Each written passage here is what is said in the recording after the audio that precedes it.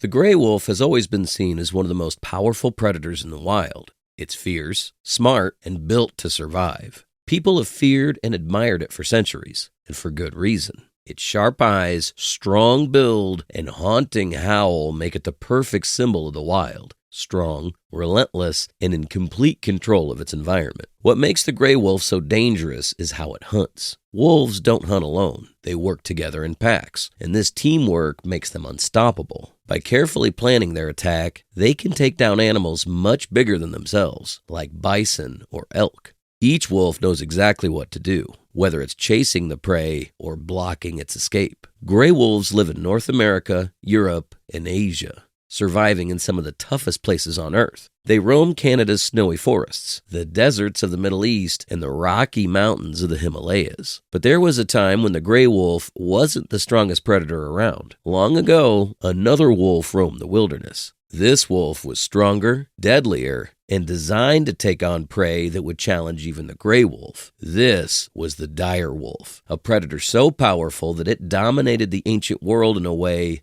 no animal does today. Discovery and naming. The story of the dire wolf starts in the 1850s, when fossil remains of large, extinct wolves were being discovered across the United States. At first, it wasn't clear that all these fossils came from the same species. The first piece of evidence for what we now call the dire wolf came in 1854, when a fossilized jawbone was found in the Ohio River near Evansville, Indiana. This jawbone had the teeth of a wolf that no one had seen before. As more fossils were discovered over time, scientists started to realize this ancient wolf was much bigger and stronger than the wolves we see today. In the early 1900s, paleontologist John Merriam found a nearly complete skeleton of a dire wolf in California, confirming it was a different species entirely. As scientists uncovered more fossils, the dire wolf began to take shape. But just how massive was this predator compared to the wolves we know today? Structure and size. The dire wolf was pretty similar in size to some of the biggest wolves we have today, like the Yukon wolf and the northwestern wolf. These wolves can reach about 38 inches tall at the shoulder and stretch about 69 inches from head to tail. Some dire wolves were about the same size, while others were a bit bigger or smaller. But there were a few big differences. For one, the dire wolf had smaller feet, but a much bigger head than wolves of the same size. Its skull could reach up to 12 inches long, or even more, and it had a wider face with stronger jaw muscles, making it look extra powerful. The shape of the skull was also a bit different, with a higher crest and longer nasal bones, which gave the dire wolf a more robust look compared to the modern Yukon wolf. Imagine a dire wolf standing next to a person today. It would be as tall as a big German shepherd, but its head would look way more massive, like a wolf on steroids. Now, finding complete dire wolf skeletons is tricky, because the tar pits they were preserved in broke up a lot of the bones. But when scientists pieced together the bones they found, they noticed that the structure was pretty similar to today's wolves. But as the climate changed, so did their design. The Ice Age.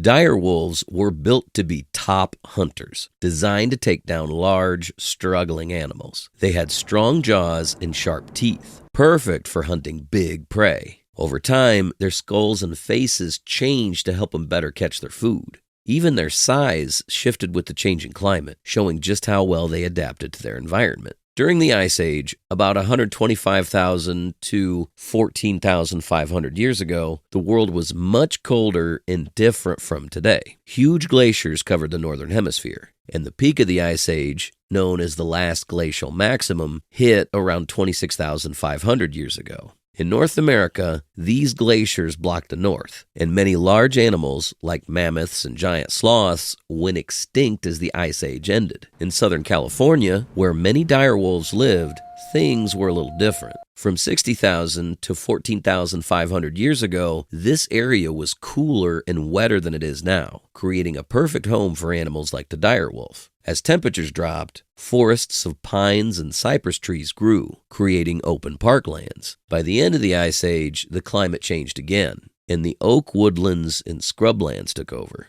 This environment was full of large animals like bison and horses, which were the dire wolves' main food. But the dire wolves weren't the only predators around. They had to compete with other hunters for their meals. But with their massive skulls, powerful jaws, and hunting skills, dire wolves were well equipped to survive in this tough world. But when the climate started warming up during the Ice Age, the dire wolf's body began to shrink. There were signs that the wolves struggled to find enough food, especially as the climate shifted between cold and warm periods. This food stress appeared in their bodies in a few ways. Their skulls got wider, their snouts got shorter, and they started having more wear and tear on their teeth. These changes likely helped them cope with tougher conditions and find ways to survive in a world where food was sometimes scarce. But how did the dire wolf's bite give it the upper hand in a world full of competition?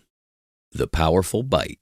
Its teeth and jaws were designed for taking down big, struggling prey, making it one of the most advanced wolf species in the Americas. Compared to modern gray wolves, the dire wolf had stronger, more specialized teeth. Its large canines were not only sharp, but also more flexible and rounded, which helped it hold on to prey that fought back. The back teeth, called carnassials, were built for slicing through flesh with impressive efficiency. In fact, the dire wolf's jaw and teeth were better suited for tearing meat than those of today's wolves. When scientists studied bite force, they found something even more incredible. The dire wolf had the strongest bite of any dog-like predator, even when accounting for its size. Its bite force was 163 newtons per kilogram of body weight, beating out modern hunters like the African wild dog, gray wolf, and even the bone-crushing spotted hyena. This made it capable of taking down very large prey, likely much bigger than itself.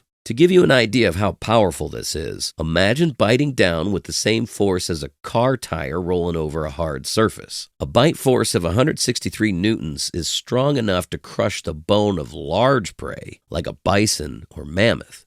The dire wolf's skull was also built for power. It had a massive jaw with strong muscles that could generate more force than a gray wolf's. Its upper teeth were larger, especially the slicing teeth, which were better for breaking through tough hides and flesh. While the jaw arrangement gave the dire wolf slightly less advantage at some angles than modern wolves, it was still incredibly effective in delivering crushing bites. Even the structure of its teeth showed how well adapted the dire wolf was for tough hunts. Its lower teeth were larger and had more shearing ability, making them perfect for breaking through meat and bone. Its canines and their extra bending strength were similar to those of hyenas and big cats, showing that they were built for gripping and holding on to struggling prey. The social hunters. Aside from being fearful hunters, dire wolves were highly social animals. Like modern wolves, they lived and hunted in packs. The La Brea tar pits in California acted like giant traps, where herbivores like bison or mammoth would get stuck and predators would follow, only to get trapped themselves. In fact, for every herbivore found in the tar, there's about 10 predators. Dire wolf remains are 5 times more common than those of gray wolves in these pits, suggesting that packs of dire wolves fed together often. As for their pack structure, there's little difference in size between males and females, which is similar to how modern wolves live in monogamous pairs. With their large size and powerful teeth, dire wolves were built to hunt big prey, like bison, which can weigh between 1,000 to 1,400 pounds. But they didn't just stick to their favorite food. When bison or other large prey were hard to find, they didn't hesitate to scavenge. Sometimes they'd even feed on beached whales along the coast. Dire wolves were built to be active hunters, with strong bodies that helped them take down large prey. While some people wonder if they scavenged because of their broken teeth, their size and strength made it clear they were more than capable of hunting on their own. The animals it lived with. But they did not rule the Ice Age alone. They faced some tough competition. Just before they appeared, North America was home to other powerful predators like Xenocyon, an ancestor of African wild dogs and dholes. Xenocyon was similar in size to the dire wolf, but couldn't hold its ground against the new apex predator, and it eventually disappeared. Dire wolves competed with other massive carnivores, like saber-toothed cats, the American lion, and even the giant short-faced bear, which was one of the largest land predators ever. Add to that the modern cougar, Pleistocene gray wolves, and coyotes, and you can imagine the intense rivalry for prey. Even humans got in on the action, hunting the same herbivores those predators relied on. In some places, dire wolves also had to compete with Beringian wolves, which moved south from Alaska during warmer periods of the Ice Age. These wolves were used to colder, harsher climates, while dire wolves preferred the warmer lowlands, where they could hunt huge prey like bison. When the dire wolves made their way into eastern Eurasia, they likely ran into yet another tough rival, the cave hyena. These predators were already dominating the area, and they might have made it hard for the dire wolves to thrive there. In fact, fossils of dire wolves are rare in Eurasia, which could mean the competition was just too fierce for them to succeed. But as the world changed, so did the fate of the dire wolf. Extinction of the dire wolf.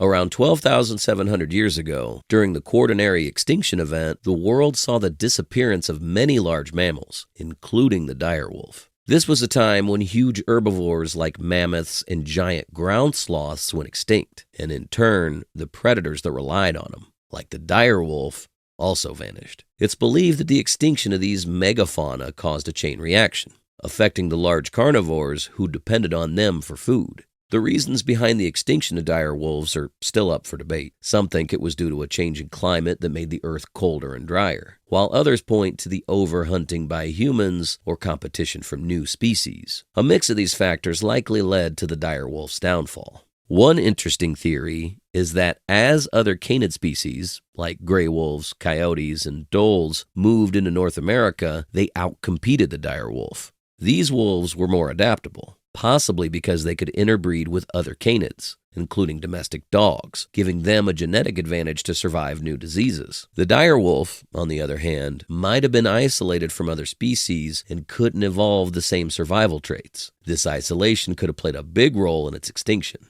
They may have also suffered from inbreeding, which could have weakened its population. Fossils from places like the La Brea tar pits show signs of joint problems, which are common in animals with limited genetic variety. Kind of like what happens in dogs that are inbred today. The youngest dire wolf fossils found so far are about 9,400 years old, from places like Missouri, California, and Arizona. In South America, fossils have been found in places like Peru, with the youngest ones around 9,000 years old. But some of these fossils might actually be older since dating methods aren't always 100% accurate. Ultimately, the extinction of the dire wolf seems to be a complex mix of environmental change, competition, and possibly even genetic issues that left it unable to adapt to the rapidly changing world. While they once roamed wide across North and South America, the mighty dire wolf ultimately faded from the earth, leaving behind only its bones as a reminder of its power and presence. If you enjoyed learning about the dire wolf, a fascinating creature, and want to keep up with more amazing discoveries from the world of prehistoric life, don't forget to hit that like button. If you haven't already done so, subscribe to our channel. Please share your thoughts in the comments below. See you in the next video.